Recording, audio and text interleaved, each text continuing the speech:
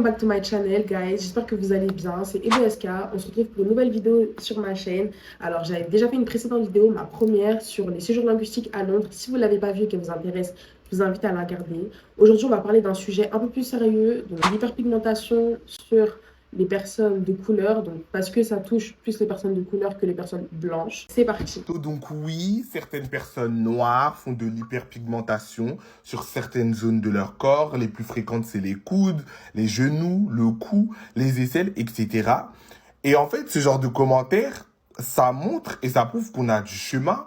Parce que ça, là, ça peut faire complexer beaucoup de gens. Et c'est pour ça qu'on se retrouve avec des tantines qui donnent des crèmes dépigmentantes pour te dire non, c'est pour traiter ta peau, c'est pour enlever les taches, hein. Oui, là, tu es un peu plus clair que le ici, etc. Et tu te retrouves avec la peau jaune. Comme au maire. Puff out your chest, take a deep breath, you're gonna be okay. Is it loud in your mind? Just take your time, you're gonna be okay. Alors, qu'est-ce que l'hyperpigmentation? J'ai trouvé une définition plutôt pas mal sur Internet que je vais vous lire tout de suite. Alors, l'hyperpigmentation est un terme utilisé pour décrire les zones de pigmentation inégales de la peau. L'hyperpigmentation peut apparaître sous la forme de taches ou de taches foncées qui donnent à la peau un aspect d'apparence inégale. Donc, pour rentrer dans le concret, l'hyperpigmentation, c'est une zone de ta peau qui est plus foncée que la totalité de ta peau. Par exemple, sur moi, ça va être mon cou, mon décolleté. J'ai aussi de l'hyperpigmentation au niveau des bras. Ça va être des zones comme ça. On a le coude aussi. Et il y a plein d'autres endroits comme ça où on peut avoir des zones d'hyperpigmentation. Alors, les différents types d'hyperpigmentation, puisque bien sûr, pour ma part, c'est que de causes naturelles, on va dire, mais il y a vraiment énormément de causes. Et si vous entendez un petit derrière, je suis désolée, c'est mon ventilateur qui est allumé. Et donc si ça saboure ici, c'est parce que mon ventilateur est allumé, il fait 30 degrés dehors. J'ai une grosse lumière devant moi. Je suis désolée, je suis obligée de faire avec ça, mais... Donc, je vais vous lire la définition, puisque c'est un peu cafouillé tout ça. Donc, le mélasma est causé par une surproduction de mélanine. Cette production survient généralement en réaction à des changements hormonaux, par exemple au cours de la grossesse, suite à la prise de la pilule contraceptive ou d'un traitement hormonal, ou encore une exposition au soleil. Donc, vous voyez, il y a plusieurs causes du mélasma. Après, moi, la cause où j'ai plus entendu parler, c'était vraiment par rapport à la grossesse. Donc, bon, peut-être ça, c'est peut-être dans mon côté un peu privé. Mais ça part. Normalement, ça part après la grossesse, donc ça va. Ça, on peut le mettre de côté. Ensuite, on a l'acné. Donc, tout simplement, vos taches, vos boutons, ils vont sécher et ça va laisser plein de taches sur votre visage, au niveau du dos, du bras, du ventre, etc. Il y a plein d'endroits. On a la cause naturelle. Comme moi, si j'ai fait mon diagnostic, normalement, c'est une cause naturelle. Il n'y a pas non plus à s'y faire. Le coup de soleil, tout simplement, vous bronzez, quoi. Vous bronzez, ça cause de l'hyperpigmentation, parce que si vous bronzez de manière inégale à des endroits de votre peau, forcément, il y a des endroits où vous avez plus de pigmentation que d'autres. L'eczéma aussi, ça peut causer de l'hyperpigmentation, parce que tout simplement, vous allez avoir des plaques sur votre corps, vous pouvez gratter, et au final, vous allez avoir des zones plus irritées que d'autres, donc par conséquent aussi des zones d'hyperpigmentation. Mais ça c'est vraiment de manière globale, parce que je sais que moi, quand j'étais vraiment en période de crise à cause du pollen, j'avais les yeux qui grattaient énormément. Donc je les frottais. J'ai fini par avoir à l'avant des yeux une zone un peu plus foncée que l'arrière, parce que à cause des irritations, j'ai trop frotté. Je pense que ma peau a voulu se défendre et du coup a produit beaucoup plus de mélanine pour avoir une surface de peau plus épaisse. Bien sûr, on va pas parler que du phénomène de l'hyperpigmentation sans que je vous dise plein d'informations derrière, parce que c'est clairement un problème dans la société. Qui dit hyperpigmentation peut dire aussi problème. Aujourd'hui, rares sont les personnes qui ont de l'hyperpigmentation et qui se sentent 100% confortables avec ça ou qui s'assument à 100%. Il y en a énormément, mais c'est quand même rare de les trouver. Si on approfondit un peu le sujet, on peut toujours trouver des personnes qui disent « Bon, si j'avais pas mon hyperpigmentation, je serais quand même peut-être un peu mieux. » Honnêtement, l'hyperpigmentation, c'est devenu un problème depuis qu'on a commencé à beaucoup traîner sur les réseaux sociaux. Donc, on va dire depuis Instagram. Parce qu'avant Facebook, Bon, j'ai jamais vraiment été sur Facebook, donc je peux pas me permettre de trop juger la plateforme. Mais on n'était pas vraiment dans l'idéalisme d'une personne. Après, au début d'Instagram non plus, parce que Instagram, souvenez-vous, au début, à l'époque, Instagram, c'était vraiment comme une story Snapchat à ses débuts aussi. C'est qu'on montrait ce qu'on mangeait, on montrait des paysages. En fait, c'était plus l'extérieur qu'on prenait en photo que nous-mêmes. Après, on a eu la famille Kardashian. Je suis désolée, c'est vraiment cette famille-là qui est venue apporter un gros boom sur Instagram.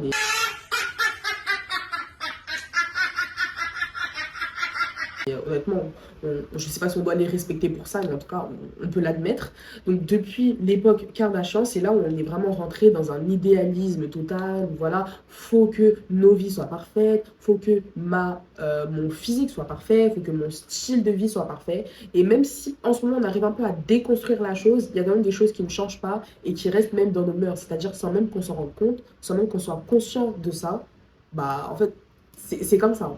On a failli avoir le même effet avec la peau de fraise. Donc, je ne sais pas si vous en avez entendu parler. En gros, la peau de fraise, c'est au niveau des jambes. Quand vous avez plein de petits points, là où pousse le poil. Donc, c'est tout simplement le bulbe, quoi. Enfin, la place du bulbe. Et on a plein de petits points. Et ça a failli poser un problème. Mais c'est passé. On se crête. On avait un début de quelque chose. Mais ça y est, ça n'a pas fait suffisamment de bruit pour que ça devienne un réel complexe dans la société. Même quand on regarde sur TikTok, donc je suis partie en fait, j'ai tapé, parce que j'ai fait aussi des recherches sur les plateformes, sur les réseaux sociaux tels que TikTok, et je voulais juste regarder s'il y a des personnes qui parlaient vraiment du problème de l'hyperpigmentation.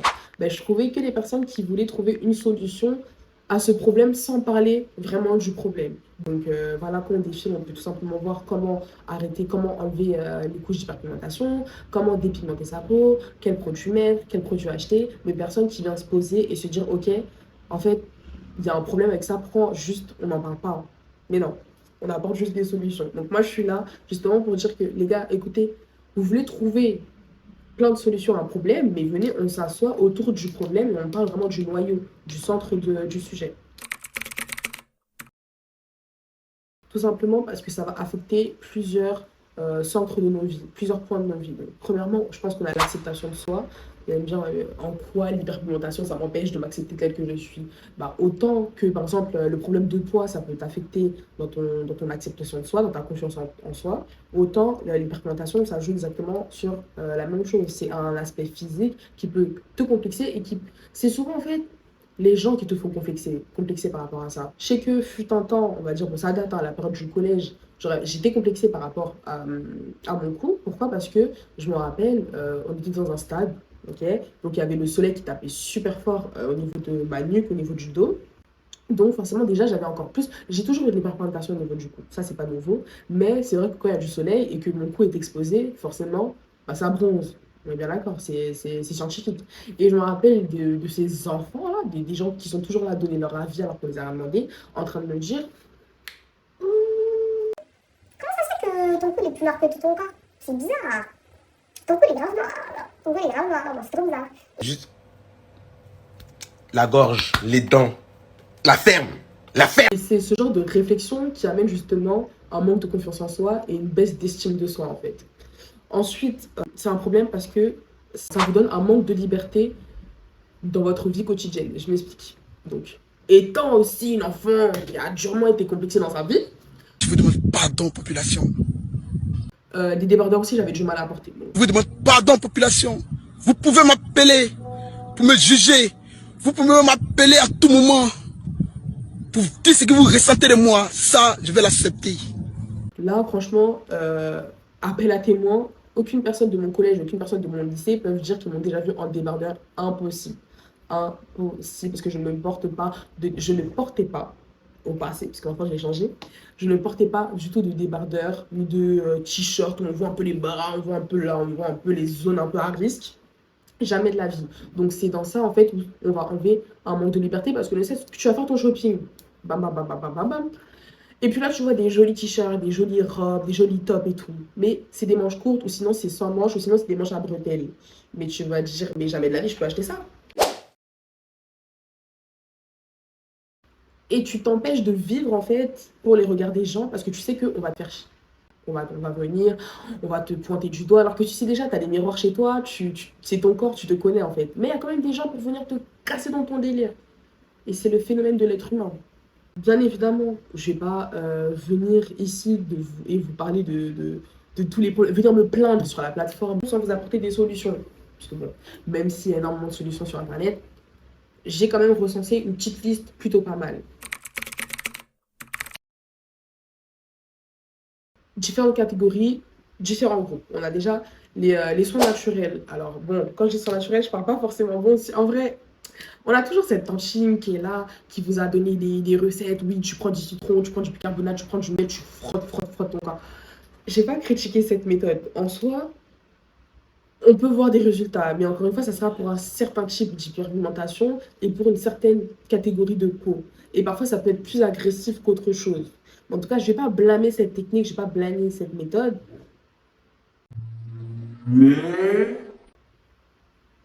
Voilà quoi. Je ne vais pas être non plus la plus enthousiaste par rapport à ça, puisqu'on a beaucoup d'autres techniques qui sont meilleures et plus efficaces. Ensuite, on a les soins contrôlés. Donc, ce que j'appelle soins contrôlés, en fait, c'est des soins qui ne sont pas forcément naturels, mais qui sont contrôlés. Donc, on a déjà les crèmes UV. Souvent, on n'y pense pas, mais au début, j'étais un peu contre l'idée que des noirs pouvaient mettre de la crème solaire. Alors, je me disais, on est noir, notre peau, elle est dure, elle est résistante. Mais on a une peau comme les autres, j'ai envie de te dire. Même si c'est vrai que la mélanine, notre mélanine, elle a un peu plus de vertu, un peu plus de pouvoir, tu vois, sans rentrer dans les termes trop scientifiques. C'est un fait, ça a été prouvé, mais faut aussi qu'on puisse la protéger des rayons du soleil, puisque en plus, maintenant la couche d'ozone, elle est de plus en plus fine, d'accord? Même si elle commence un peu à se reformer, mais même comparée à il y a 20 ans, elle est largement plus fine. Donc on doit protéger notre peau des rayons du soleil, ne serait-ce que pour les cancers de la peau, pour les taches d'hyperpigmentation, puisque c'est ça le fléau en fait. C'est les taches d'hyperpigmentation et aussi pour la vieillesse.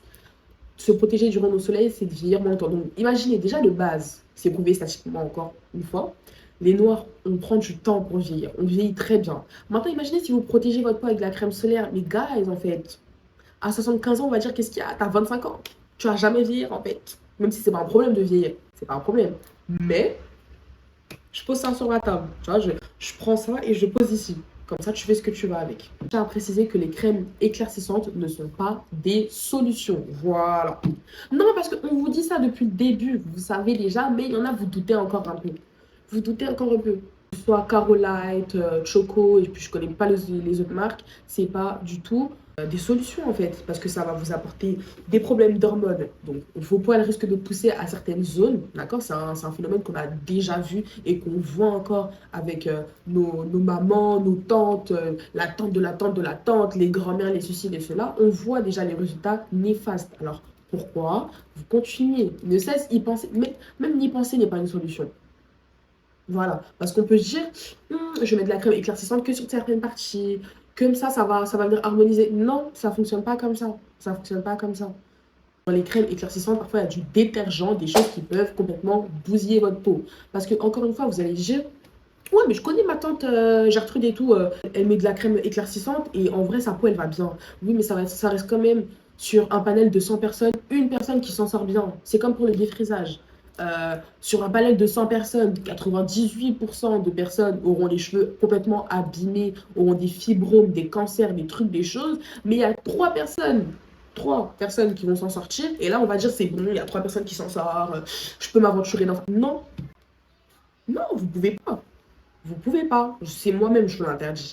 Non, faites ce que vous voulez, mais au moins, je vous ai prévenu. Vous voulez prévenir que guérir.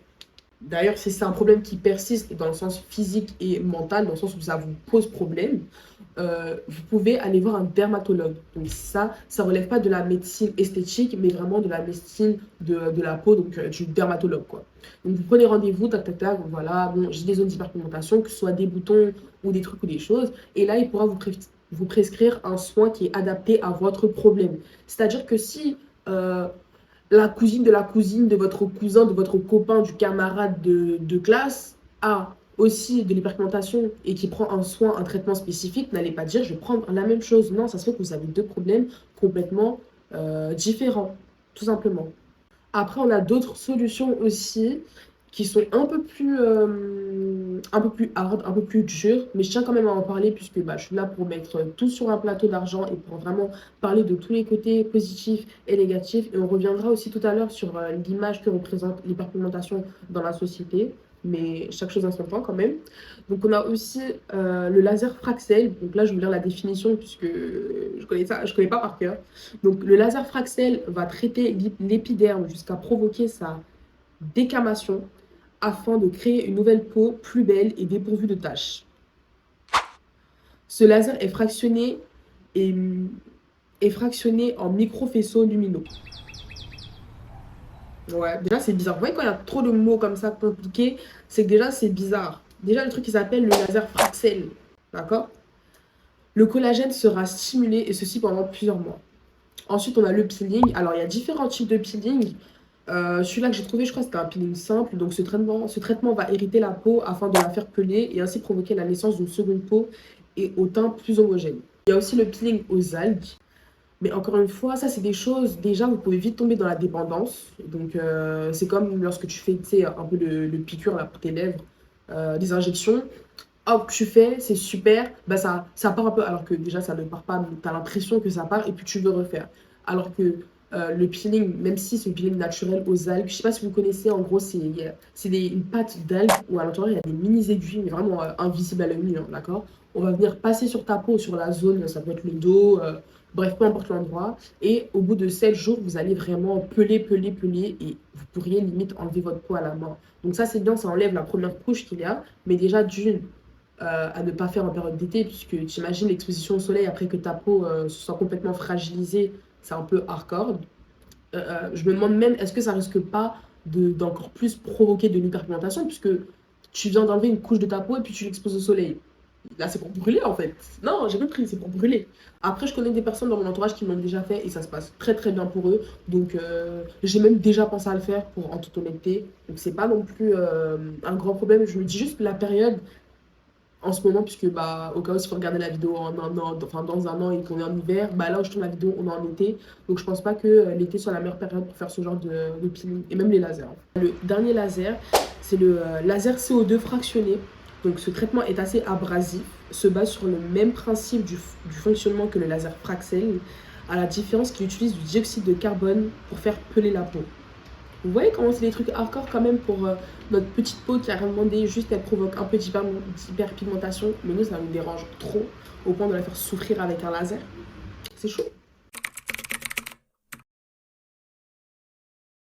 Du coup guys, la vraie solution c'est quoi? En réalité, j'ai pas voulu faire comme toutes les autres vidéos que j'ai pu voir un peu sur YouTube, parce que justement je cherchais quelqu'un qui parlait de ça de manière un peu complète. Moi je sais que je l'ai pas fait dans sa manière la plus complète possible, puisque je voulais tourner la vidéo le plus vite possible, mais je suis venue vraiment pour vous dire que la vraie solution de l'hyperpigmentation c'est tout simplement l'acceptation. D'accord? C'est facile de dire ça comme ça. Oui, acceptez-vous comme vous êtes parfait, vous êtes la créature de Dieu, blablabla. Je sais que c'est des trucs que vous avez déjà entendus, c'est facile à dire et c'est vraiment pas facile à faire.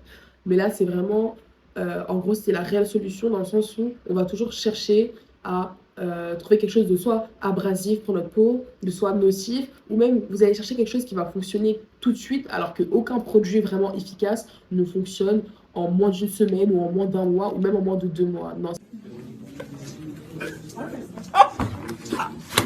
C'est des choses qui vont prendre du temps, votre peau va changer, sachant que vous êtes avec votre peau depuis votre naissance. Et je sais pas, les personnes qui vont regarder cette vidéo, vous êtes situées peut-être entre 15 et 35 ans. 15 ans de vie ou même 35 ans de vie, pour changer un aspect sur votre peau, ça ne peut pas se faire en 1 mois et demi. Il faut vraiment du temps pour ça.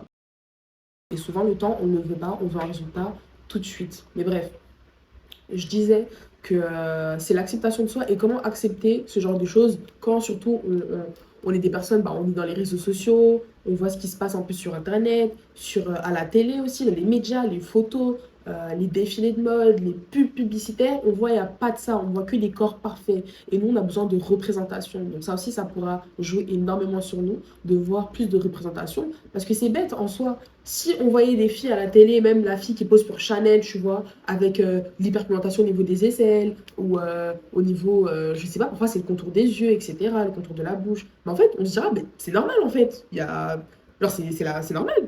c'est logique, tu vois. C'est comme si je te dis, tu vois que des personnes vertes à la télé, tout le monde est vert, tout le monde est vert, tout le monde est vert. Et puis toi, t'es noir. Tu vas dire, en fait, c'est moi le problème. Alors qu'il y a d'autres gens noirs, sauf qu'on les montre pas à la télé. Tu vois, c'est exactement le même problème de représentation, d'inclusivité aussi. C'est les marques qui doivent apprendre à inclure tout le monde parce que c'est bien beau de dire, Bon bah, on va inclure les handicapés, on va inclure les noirs, on va inclure un peu d'arabes, un peu de mexicains, un peu de Daisy, etc. ils veulent inclure des personnes dites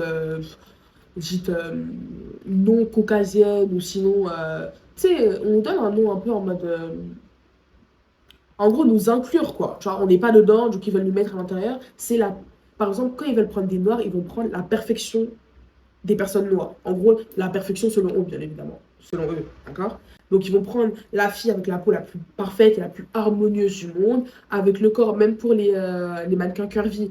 Ok, on veut une mannequin curvy, mais par contre, faut qu'elle soit un peu les hanches affinées, des belles fesses, pas trop de ventre, ok? Pas trop de ventre, on veut pas trop. Un visage super fin, super affiné, les bras pas trop gros aussi, faut doser, même si on a dit curvy, voilà. Ils vont prendre vraiment, selon eux, modeler une fille, ou même pas, ça se peut que ce sera son corps qui est complètement naturel, mais qui, malheureusement, ne sera pas vraiment représentatif des femmes curvy. Donc elles vont la regarder, elles vont dire, super, t'es très très belle, mais je me vois pas en toi, puisque bah, peut-être que bah, moi, j'ai un gros ventre, moi, j'ai pas de fesses, ou moi, j'ai des tout petits bras mais avec des grosses cuisses, et ça, je ne le vois pas, tu vois. L'inclusivité, c'est ça aussi, c'est vraiment mettre tout le monde et pas se créer le profil le plus parfait d'une catégorie de minorité, en fait.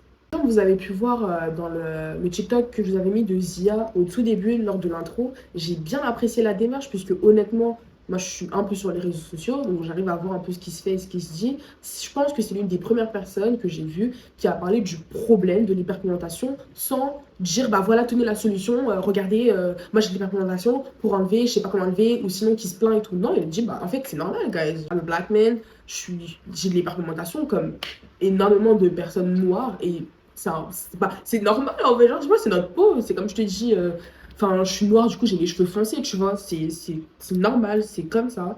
Et même s'il y a des solutions, encore une fois, une solution, c'est quand il y a un problème, mais bref, on va pas non plus, voilà.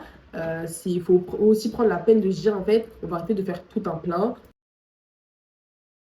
On va s'assumer comme on est, on va montrer, voilà, j'ai le pouls, les essais, et blablabla, et blablabla. Et ben, c'est l'hyperpigmentation et quoi, en fait, c'est ma peau, genre, on peut accepter ou c'est compliqué, en fait. Donc voilà, c'était tout pour moi. Donc c'était une vidéo un peu courte, je crois. Bon, je verrai en montage si c'est une vidéo courte ou pas, je sais même pas. J'ai beaucoup parlé, mais c'est un sujet qui était assez important pour moi. Je l'ai un peu survolé, donc je suis pas rentrée dans les détails, dans les termes techniques, etc. volontairement. Si je vois que c'est un sujet qui plaît, un sujet qui intéresse, je pourrais en refaire une autre où je rentre vraiment dans les profondeurs de ce sujet-là. Mais pour l'instant, je décide de le survoler. En tout cas, j'espère que ça vous a plu, que la vidéo a été intéressante, que vous avez passé un très bon moment. Vous pouvez me suivre sur Instagram et sur TikTok, c'est Eboeska partout de toute façon. Abonnez-vous, activez la cloche. Je sais pas ce qu'on doit dire, liker, commenter, partager, voilà. Parce que maintenant je suis youtubeuse, du coup je dois dire des phrases formelles. Ça a été prouvé que quand on dit liker et commenter, au moins les gens ils like. Parce que parfois vous pouvez oublier de liker. Alors que moi, si vous likez, ça va me faire plaisir. Et puisque ça va booster mon algorithme. Donc, n'oubliez pas de liker. Si vous visionnez, vous likez, ça change rien. Ça change rien. En soi, vous allez manger, dormir. Moi aussi, je vais manger, dormir.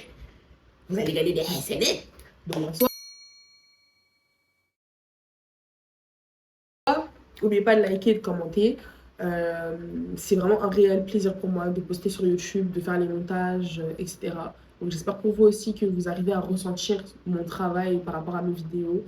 Et on se retrouve à la prochaine pour d'autres vidéos. Bisous, bisous.